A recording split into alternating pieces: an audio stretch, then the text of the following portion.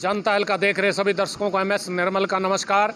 दोस्तों, आज पूरे देश में जो जनता कर्फ्यू है वो लगाया गया था। यानी कोरोना की वजह से जो पूरा देश किस किस तरह की समस्याओं से जूझ रहा है और किस किस तरह की आपदा पूरे देश ने देखी है, आप सब उन बातों को भली भांति जानते हैं।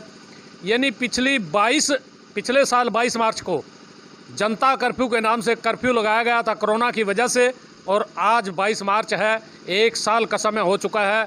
इस 1 साल के समय में जनता ने किन किन इस कोरोना की आपदाओं को झेला है और क्या हालात देश में बने हैं, और इस समय फिर कोरोना की मार लोगों के सिर पर एक नई संकट, नया संकेत लेकर के उभरी हुई है। इन सब बातों को लेकर के जो समाज सेवा के क्षेत्र में कार्य कर रहे हैं मनोज गौतम जी, वो हमारे बीच मौजूद हैं। उनसे जानना चाहेंगे कि ये 1 साल का जो वक्ता हुआ है, ये 1 साल के वक्ते में समाज ने कोरोना के किन किन पहलुओं से परेशानी झेली है और अब क्या संकेत मिल रहे हैं, क्या कहना चाहेंगे।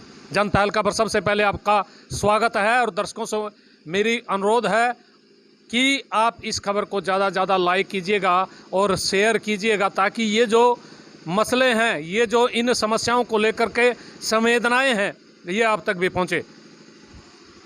नमस्कार निर्मल जी, सबसे पहले तो मैं आपको और तमाम दर्शकों को नमस्ते बोलना चाहूँगा और आपको बधाई देता हूँ कि आपने इतने गंभीर विषय को उठाया। आप आज दुनिया और कामों में लगी हुई है, लेकिन 1 साल हो गया और इस 1 साल ने दुनिया बदल दी। ये विषय आपने चुना, ये आपकी गंभीरता और आपके उत्तरदायित्व को पत्रकारिता और समाज के प्रति आपके सरोकारों को दर्शाता है।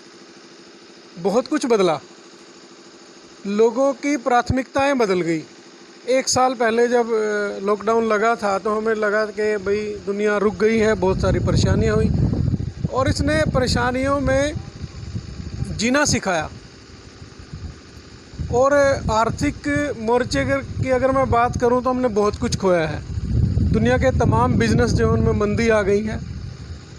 एजुकेशन की मैं बात करूं तो सबसे ज़्यादा अगर कोई क्षेत्र इसमें प्रभावित हुआ है वो शिक्षा प्रभावित हुई है।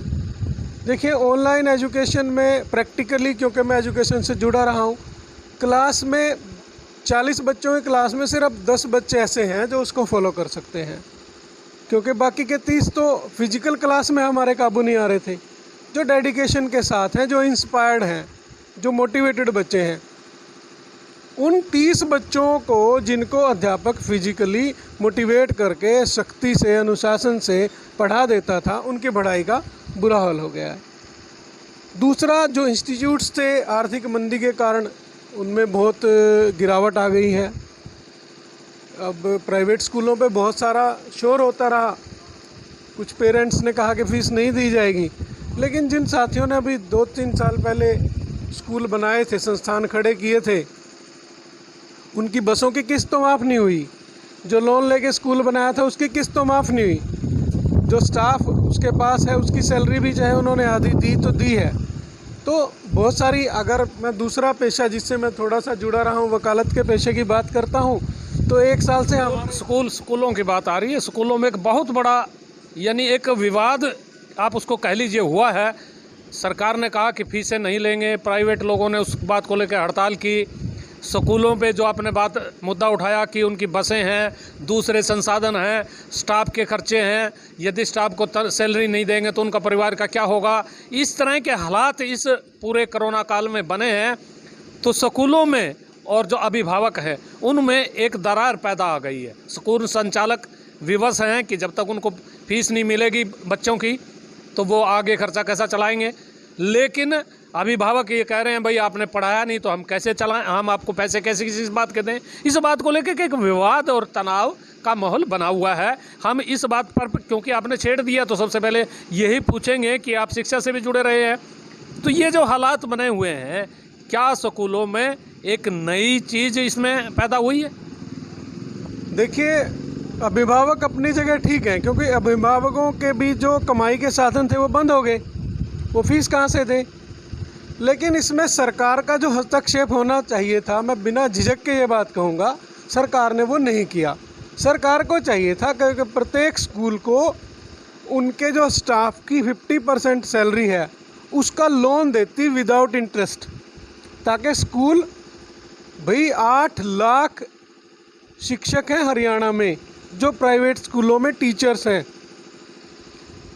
ये बहुत बड़ी संख्या है, एक बहुत बड़ा वर्ग है, और वो प्रबुद्ध लोगों का वर्ग है, संवेदनशील लोगों का वर्ग है। सरकार ने उसको किसके सहारे छोड़ दिया? प्राइवेट स्कूल के, जो खुद आर्थिक संकट में पड़ा हुआ है, जो बिजली का बिल नहीं दे पा रहा है, जो अपनी बसों की किस्तें नहीं दे पा रहा है, जो अपने लोन की किस्तें नहीं चुका पा रहा है। तो सरकार को जिस तरह से हस्तक्षेप करना चाहिए था, सरकार की जिम्मेदारी है। We are living in a welfare state, कल्याणकारी राज्य है हमारा, उसमें जिम्मेदारी बनती थी। तो सरकार को ये चाहिए था कि उन 8 लाख जो नॉन गवर्नमेंट स्कूल में टीचर्स हैं उनका चूल्हा भी चलता रहे और बच्चों की एजुकेशन भी चलती रही। फिर भी जैसे तैसे करके स्कूलों ने अपने काम किया है, लेकिन ये सच्चाई भी है कि वो बहुत सारे टीचर्स की छटनी हुई है। हर स्कूल में 50 से 100 नॉन टीचिंग स्टाफ भी होता है, उसकी छटनी हुई है। चाहे वो ड्राइवर्स थे, चाहे वो क्लर्क थे, चाहे वो माली थे, चाहे वो चौकीदार थे। हमें समाज के प्रत्येक वर्ग के बारे में सोचना चाहिए। ये नहीं कि कुछ बड़े बड़े लोग जो चेहरे बार बार सामने आते हैं उनके बारे में सोच लिया जाए। अच्छा राज्य और अच्छा राजा वही होता है जो अंतिम छोर के व्यक्ति तक, अंत्योदय जिसको बोलते हैं। अंत्योदय सरकार ने बहुत सारी योजनाओं में लिखा है अंत्योदय, लेकिन अंत्योदय का जो अर्थ है अंतिम व्यक्ति का उदय, मैं बिना डर और झिझक के ये कहना चाहूँगा वो नहीं हुआ है। और सरकार इस मामले में कहीं ना कहीं असफल रही है। सरकार असफल रही है। अंत्योदय की बात तो आई है, वो तो सिर्फ आज के जो, यदि आप माहौल को देखो, समाज को देखो, हर वर्ग की भावनाओं को देखो, पीड़ा को देखो, उनके कष्ट को देखो, तो वो सिर्फ कागजों तक लगता है। आपने स्कूल की बात उठाई, यहाँ तो उद्योगों की बात है, यहाँ तो कर्मचारियों की बात है, यहाँ तो स्वास्थ्य की बात है, यहाँ तो जो वकीलों वाली बात की वो उसका पेशा है। बहुत सारे लोग इस कोरोना काल में प्रभावित हुए हैं। ऐसा लगता है कि पूरी जो देश की ज़िंदगी है वो बदल कर रख दी गई है। कुछ लोगों की ज़िंदगी तो बिल्कुल थम गई है। ऐसा लगता है कि यदि आप दुकानों पर जाएं तो दुकानदार, किसी भी दुकान पर चले जाइएगा, आप कहता है भाई कुछ नहीं है, हालात ख़राब है। उद्योग में चले जाएं तो उद्योग कहते हैं बंद पड़े हैं, हम क्या करें। मज़दूरों की भी हालत बहुत ख़राब है। ये सारे हालात जो पूरे देश के देख रहे हैं, वो देखे, उनकी पीड़ा देखी, उनके दुख दर्द देखी आपने। लेकिन अब फिर बढ़ रहा है कोरोना। अभी पीछे भी एक प्रचार उड़ा था, हमने उस खबर को भी प्रमुखता से दिखाया था कि दोबारा से लॉकडाउन लगने वाला है हरियाणा में भी।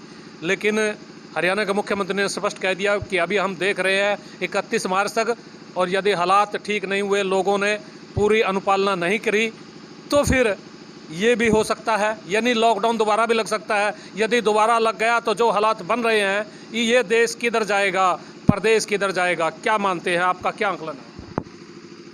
देखिए, कोरोना में सबसे बड़ी जो समस्या आई थी वो पब्लिक डिस्ट्रीब्यूशन सिस्टम की समस्या आई थी। सरकार ने अपनी तरफ से खानापूर्ति बहुत बढ़िया की, पैसा भी बहुत खर्च हुआ, बजट भी बहुत लगा कि जो लोग बेरोजगार हो गए हैं, बीपीएल में जो जी रहे हैं, बिलो पॉवर्टी लाइन जी रहे हैं, उनके लिए सरकार ने राशन भेजा। लेकिन बहुत ही बड़ी विडंबना की बात है और पूरी ब्यूरोक्रेसी पे यह सवाल है कि पूरे कोरोना का 1 साल में भी आज तक हम बीपीएल को चिन्हित नहीं कर पा रहे हैं।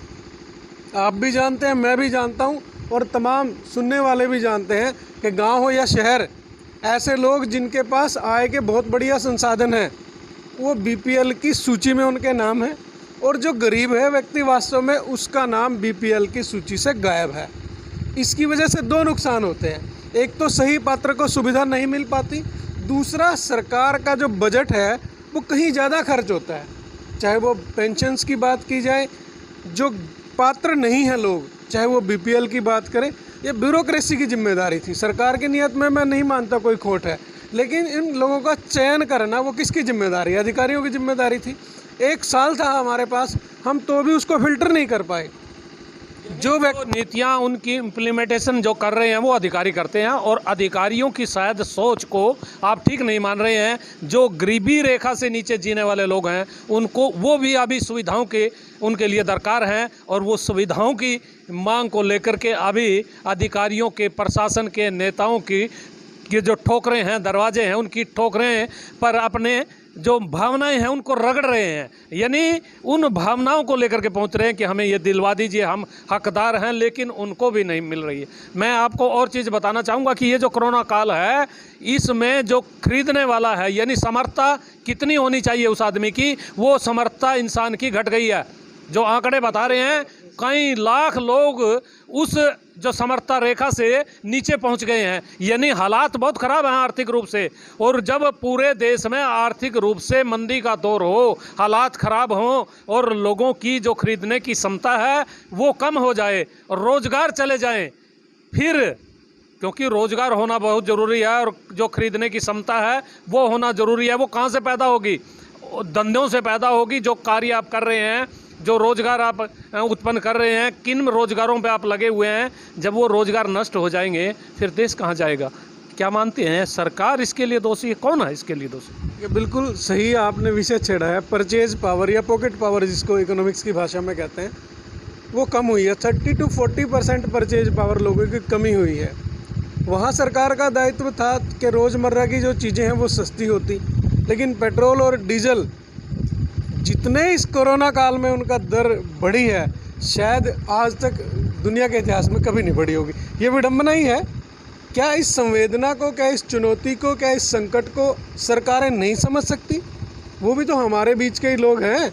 अरे एक तरफ सरकार मान रही है कि जीडीपी कम हुई है, प्रति व्यक्ति आय कम हुई है, लोगों की परचेज पावर कम हुई है, उसी के साथ साथ सरकार ने उन चीज़ों की कीमतों में वृद्धि करने का वातावरण पैदा कर दिया, पेट्रोल और डीजल के दाम बढ़ा के। ये गैर संवेदनहीनता की तो बात है, ये जिम्मेदारी से भागने की बात है। सरकार का दायित्व है कि वो कम से कम इस समय में जनता को कुछ राहत देनी थी, लेकिन प्रत्येक आपदा कुछ न कुछ सिखा के जाती है। इस कोरोना ने ये भी सिखाया है कि कम खर्चे में कैसे टाइम काटा जाता है घर में रह के।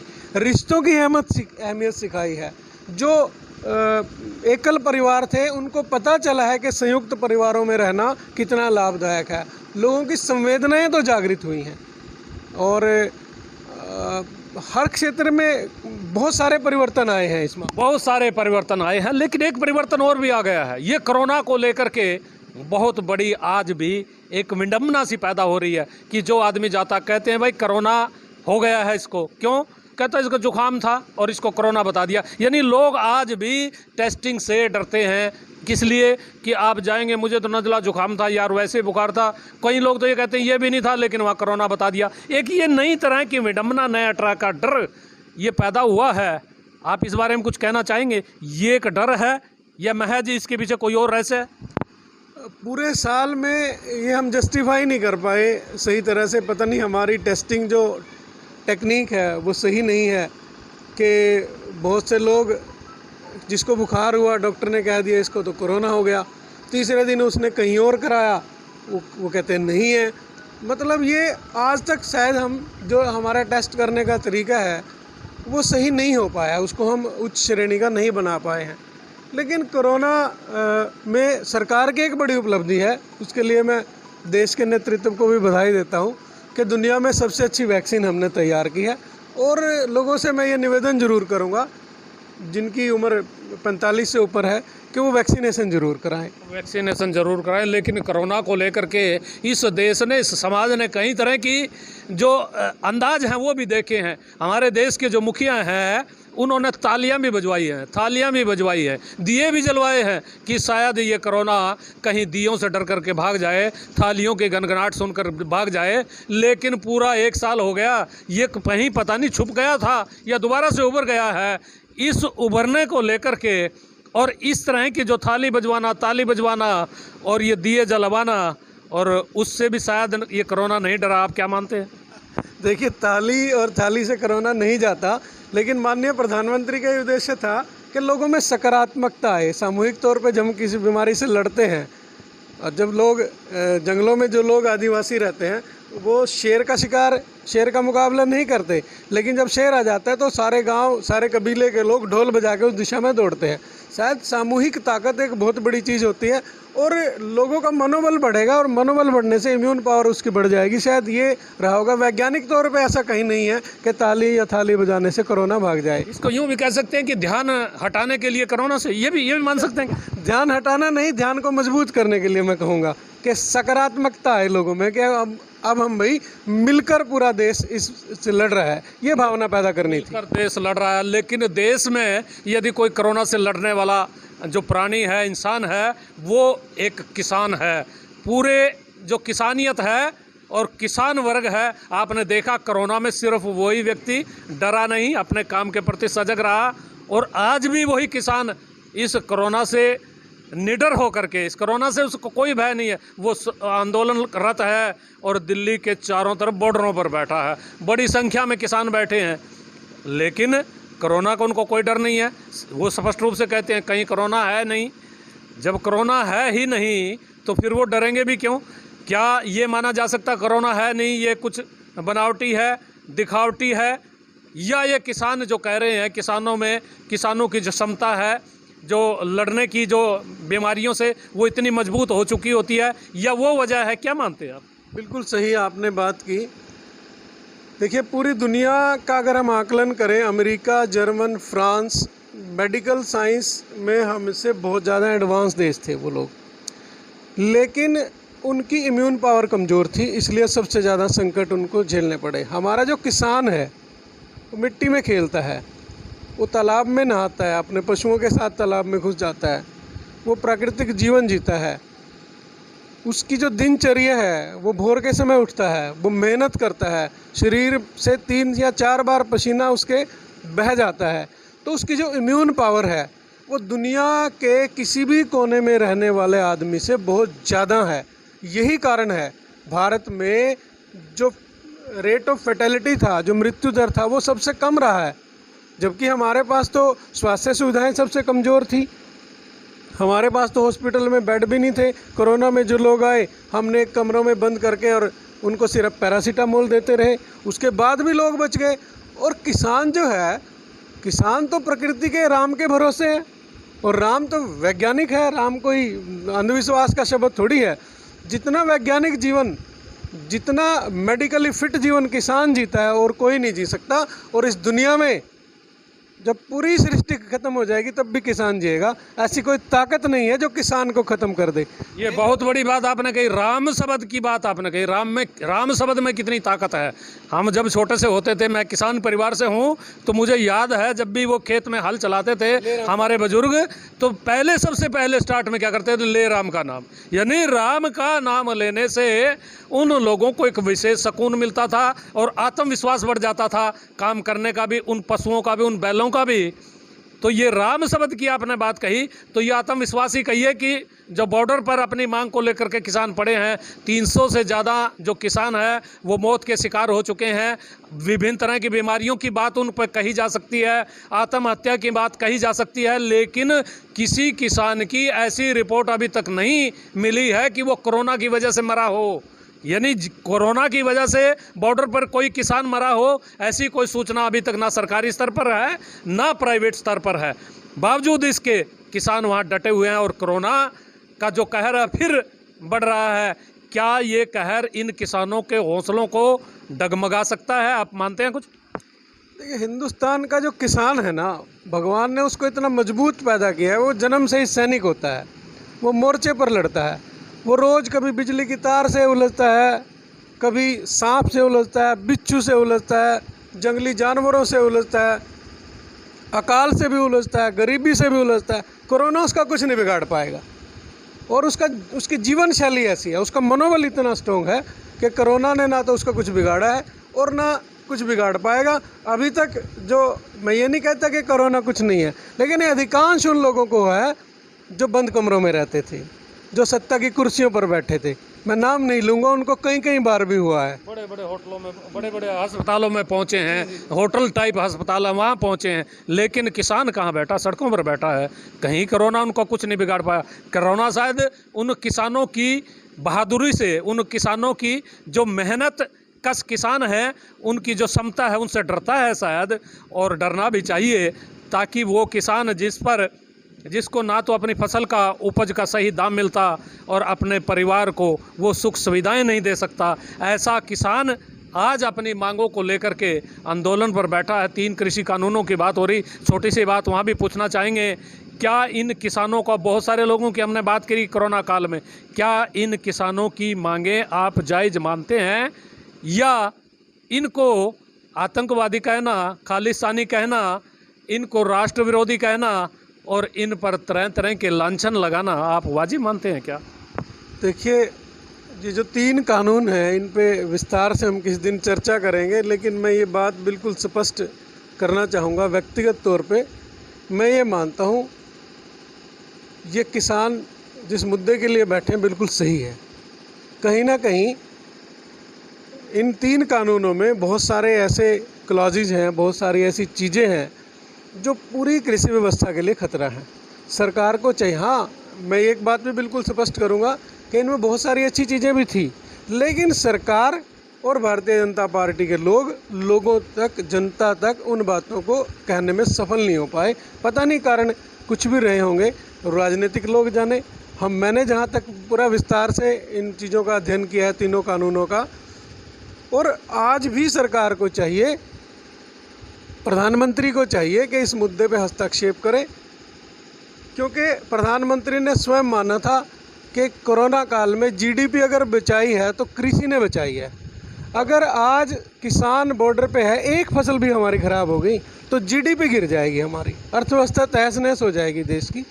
और किसान ही एकमात्र ऐसा उत्पादक है जो निष्काम भाव से अपनी चीज़ का उत्पादन करता है। अगर मैं चप्पल बनाता हूँ तो प्रॉफिट के लिए बनाता हूँ, मैं पेन बनाता हूँ, मेरी पेन की फैक्ट्री है तो प्रॉफिट के लिए बनाता हूँ, मैं टीवी बनाता हूँ तो प्रॉफिट के लिए बनाता हूँ। सिर्फ किसान एक ऐसा है जनमानस की सेवा के लिए, इस पृथ्वी पर जितने जीव हैं, सृष्टि है, न केवल आदमी, उन सब का पेट भरने के लिए काम करता है। उसकी जो भावना है वो बहुत त्यागपूर्ण और बहुत महान है, इसलिए उसको कष्ट नहीं होना चाहिए। उसको कष्ट नहीं होना चाहिए। किसान की हम बात इसलिए जोड़ रहे थे बीच में दर्शकों, इस पूरे साल की जो हम बात कर रहे हैं, पिछले 22 मार्च से यानी 2020 था, वो 22 मार्च को जो जन लॉकडाउन लगाया गया था, और आज ये 22 मार्च हो चुका है, 2021 का वक्त है। इस एक साल में यानी 2 चीज़ों ने लोगों को डराया है, लोगों को रुलाया है। 2 चीज़ें हैं और लोगों को एकजुट किया है, एक तो कोरोना है और दूसरा किसान है। ये एक साल में दोनों ही मसले बड़े अहम रहे हैं और पूरे देश को झकझोर कर रख दिया है। इन दोनों मसलों ने, हमने आपको जो समाज के विभिन्न तबके के लोग हैं उनसे रूबरू होते हैं, मनोज गौतम जी, उनको सुना, उनकी भावनाओं को सुना है, उनके विचारों को सुना है। इस एक साल के वक्त ने, कोरोना ने और किसान ने, दोनों चीज़ों ने दोनों ही क्षेत्रों में यानी पूरे समाज में, पूरे देश में एक अपनी अलग पहचान बनाई है। कोरोना का कहर आज भी बरकरार है और धीरे धीरे बढ़ रहा है, इससे लोग डर भी रहे हैं। और जो किसान है, किसान के जो आंदोलन है, उस किसान आंदोलन ने 2 चीज़ें बड़ी प्रमुखता से यानी देश को एक सूत्र में बांधने का यदि प्रयास किया है, आज इस किसान आंदोलन ने कर दिया। पहले जो हिंदू सिख की बात होती थी, आज हिंदू सिख की कई बात नहीं, किसानियत की बात हो रही है। हिंदू और सिख और ईसाई और मुस्लिम, वो आपको इस किसान आंदोलन में दिखते हैं। यानी राष्ट्रीय एकता का नज़ारा इस किसान आंदोलन में आपको दिखता है। कितनी चीज़ें इस एक साल के वक्त ने सिखाई हैं। कोरोना की वजह से बहुत सारी चीज़ें सीखी गई हैं, बहुत सारे नुकसान हुए हैं, बहुत सारे लाभ भी हुए हैं। किन लोगों को हुए हैं वो आप लोगों के सामने रखे हैं, किन लोगों को नुकसान हुआ वो आपके सामने हमने रखे हैं। आखिर में मैं गौतम जी से, क्योंकि आप समाज के हर तबके के लोगों से आपका मिलना जुलना रहता है, आप समाज के प्रति एक सोच भी रखते हैं, तड़प भी है मन में, समाज सेवा की भावना भी है, और राजनीतिक से लेकर के जो आम व्यक्ति है उसके सब लोगों के आपसी जो समन्वय है उसको भी आप अच्छी तरह से जानते हैं, समझते हैं। शिक्षाविद भी हैं, वकील भी हैं और राजनीति में भी थोड़ा बहुत रुचि रखते हैं। इन सब बातों का समावेश आप में है।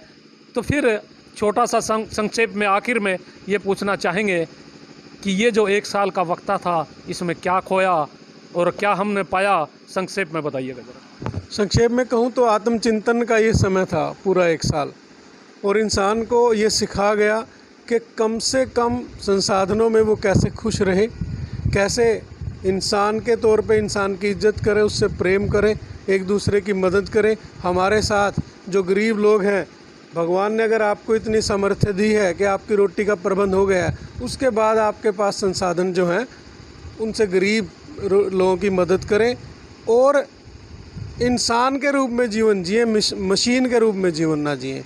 अपने अंदर के प्रेम, अपने अंदर की करुणा, अपने अंदर की सद्भावना को मरने ना दें, किसी का बुरा ना करें, किसी का बुरा ना सोचें, और हो सके जितने भी अपने से दूसरों की मदद करें। ये कोरोना काल हमें सिखा गया कि पैसे ही सब कुछ नहीं होते।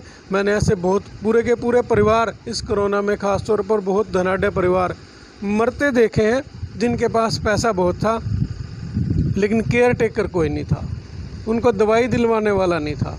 साथ में आदमी में जिजीविषा होनी चाहिए। हिंदी साहित्य का एक शब्द है जिजीविषा, उसका अर्थ होता है जीने की इच्छा। मैंने झुग्गी झोपड़ी में उन बच्चों को भी, क्योंकि निफ़ा के तहत हम राशन बांटने जब जाते थे, उन बच्चों को भी देखा है जो नंगे थे, जो भूखे थे, लेकिन कोरोना नहीं छू पाया उनको। यानी कि आदमी में जीने की हिम्मत होनी चाहिए, ज़िंदगी की जो आफतें आती हैं उनसे लड़ने की ताकत होनी चाहिए, तो भगवान आपका साथ देता है। किसी का बुरा ना सोचें, किसी का बुरा ना करें, ये कोरोना हमें सिखा गया। और कम खर्चे, फजूल खर्चियाँ जो थी उसको बंद करें। शादियाँ आपने देखी, कम भीड़ होने लगी, लोगों के पैसे बचे हैं उसमें भी। जो हमारे मृत्यु भोज होते थे उन पे भी कहीं ना कहीं अंकुश लगा है। और स्वास्थ्य के प्रति लोगों में अवेयरनेस आई है, लोगों के खान पान में सुधार हुआ है।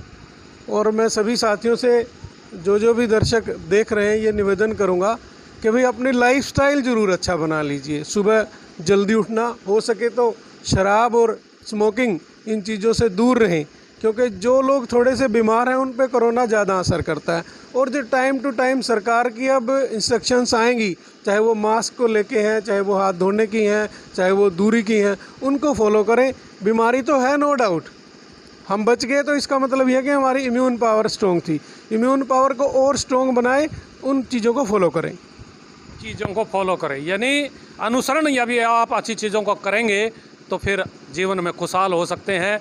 बहुत सारे कोरोना की वजह से हमें सीख मिली है, बहुत सारी प्रेरणा मिली है, एकता की प्रेरणा हमें मिली है, किस तरह से भाईचारे को बढ़ाना है वो प्रेरणा हमें मिली है, और किस तरह से मुश्किल समय में जीवन को जीना है और इस जीवन को और इस समाज को आगे बढ़ाना है, ये शिक्षा मिली है। कहाँ से हम एक ज्ञानी हो सकते हैं और कहाँ से हम अपने समाज को आगे बढ़ा सकते हैं, ये सोच भी हमें इस काल में मिली है। आप लोगों से अनुरोध है, आप हमारे चैनल को सब्सक्राइब कीजिए और देखते रहिए जनता तहलका। मैं अपने सहयोगी पंकज के साथ MS निर्मल।